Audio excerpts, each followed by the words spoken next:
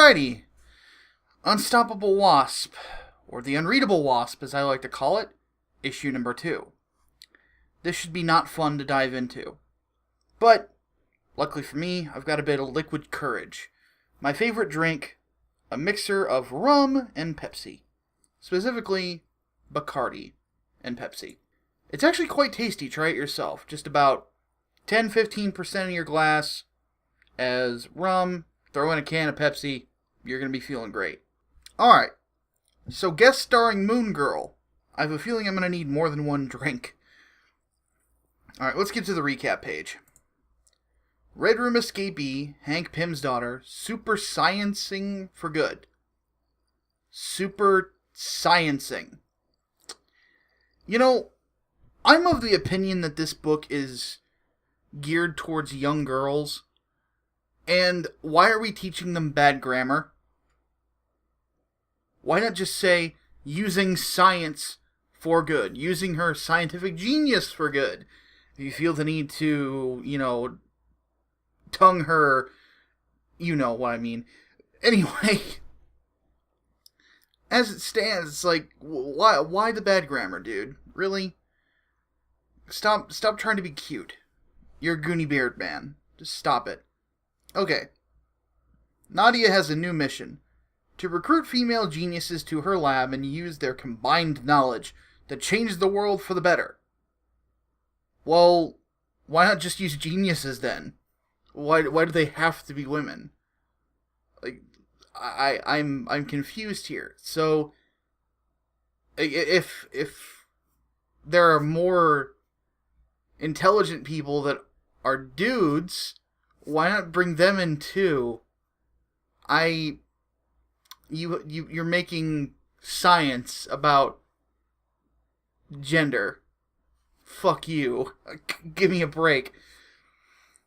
But the path before her won't be easy. She still doesn't have American citizenship, and the Russian Red Room is eager to reclaim their star scientist, plus she's got a lot of donuts to eat. Well, wait a minute. Oh, wait, that's right. She doesn't have citizenship because she has to prove that she's Hank Pym's daughter genetically. If she does that, then she's a citizen.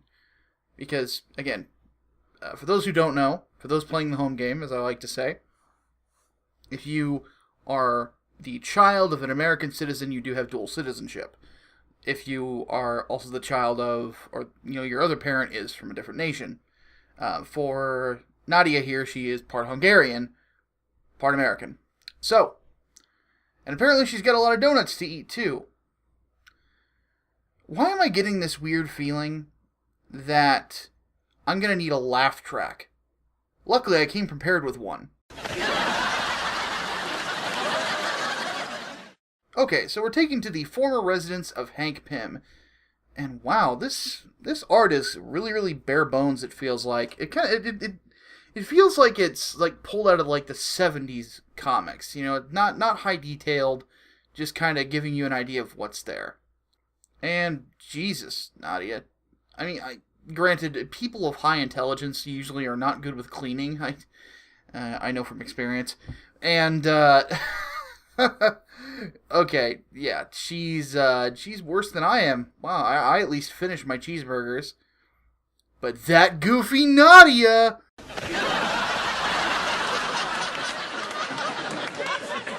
Look at her trying to answer the phone, and she doesn't even have pants on yet. Ha ha ha! So on the next page, she doesn't know what a landline phone is. Okay, so Jarvis is on the line. So that's awesome, because I love Jarvis. I'm a longtime Avengers fan. Jarvis is great. I'm actually bummed that he's just an AI in the MCU. I wanted to see, Jarvis. But no! Anyway, she doesn't know how to work a landline phone? But she's a genius. An engineering genius, specifically. And she doesn't know how a landline phone works. That goofy Nadia! Okay. So, Jarvis is as depressed as I am on the phone with Nadia, and we move on to the next page. And she answers the door without, of course, putting pants on first. That goofy Nadia! Though I can vouch for the idea of it being easier to think without pants sometimes. I'm not wearing any now. You probably didn't need to know that, but fuck it. So Jarvis, being the good butler that he is, notices that, well, Nadia is a very messy individual. As we move on to the next page, she talks about G.I.A.R.L, as I like to call it, because Genius in Action Research Labs does not come out to girl. I mean, if you drop the I, then it's G.I.R.L. So we're not left with much here. Oh, drink. Thank you, alcohol, for existing. So, what Nadia's getting across here, she's up all night researching girls her age, looking for female scientists, female geniuses, like she says, because she's going to rewrite the list in the name of womanhood, even though she wasn't a feminist until Feminist Mockingbird got her fucking hooks into her. Oh, for the love of God. Now, Jarvis, being Jarvis, and therefore, well, more realistic than any other character that's probably going to be in this story, reminds Nadia that she does need American citizenship before ICE comes knocking down her fucking door. So, as it stands, there's more hijinks. Nadia has created a phone charger that absorbs static electricity, that also doubles as a taser. And wouldn't you know it, Jarvis hits the wrong button and sets things on fire. That goofy Jarvis! Oh my, this laugh track is going to get a lot of use. So, apparently, judging by the outfit, it looks like Nadia found some of Janet Van Dyne's old clothes. So they go out, and they're going to put off the immigration issue for another day. And Jarvis tells her, don't go flying off, we're going to go do this together. Because of course he does. Because he's Jarvis, and he's good like that. So they do the pinky swear thing, because I guess that's what you do with the teenagers these days. And we move on to Washington Heights. To a street hockey game. And a robot goalie that gets its arm broken. Wow. Either that metal is, like, not very good, or that's a hell of a shot. Yeesh. So anyway, Nadia is fascinated by robot goalie. As in, just walks up and goes, ooh, robot goalie! That goofy Nadia!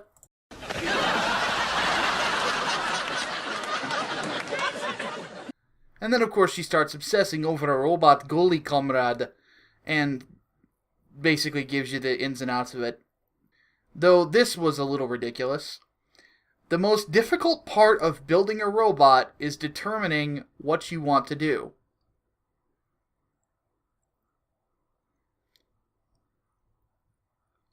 Does no one else see how obvious of a statement that is?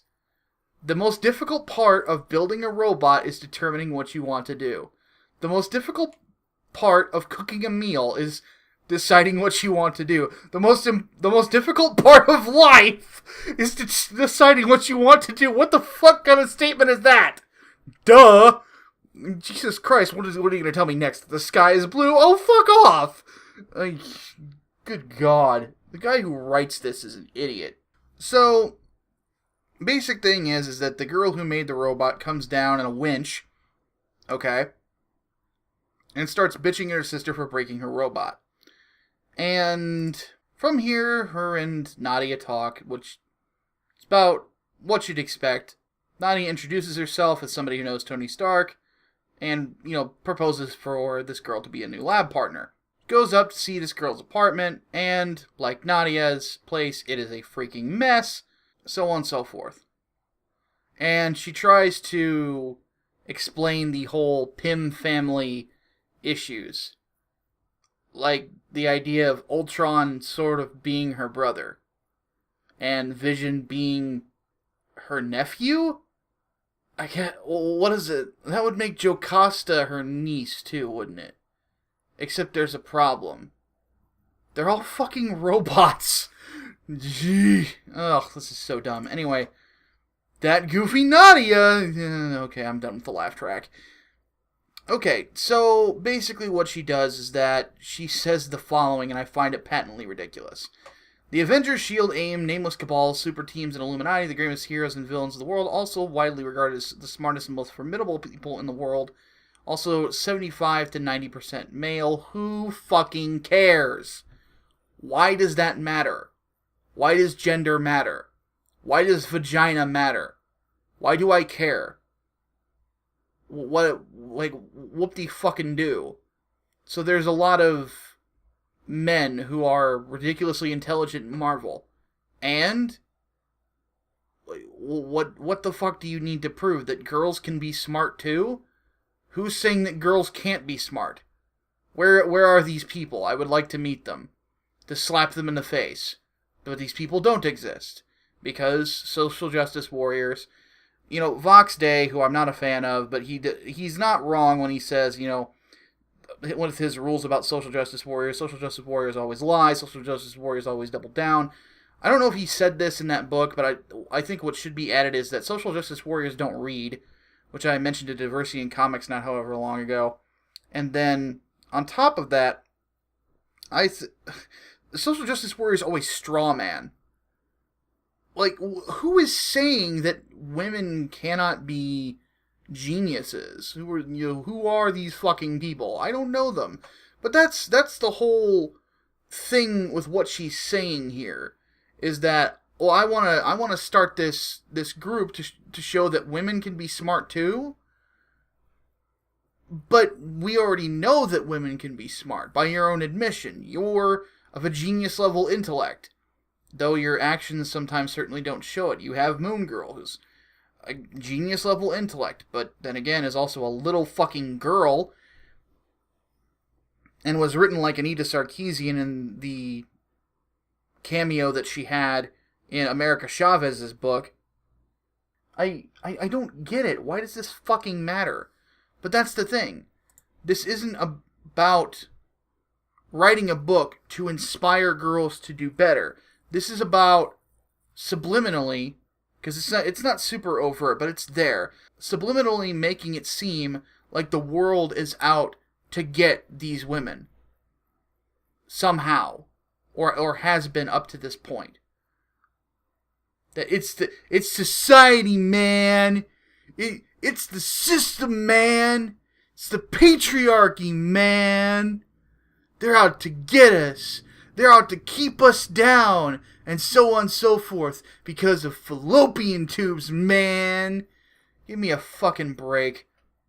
Anyway, I'm actually with Jarvis here, is that Lunella, the Moon Girl, is 9 years old and has no business being around the Avengers or S.H.I.E.L.D.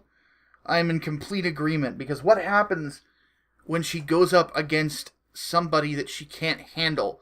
This is actually really cool in the most recent issue of Venom, and I'm tanging here, so if you don't like my tangents, then just fast forward a bit.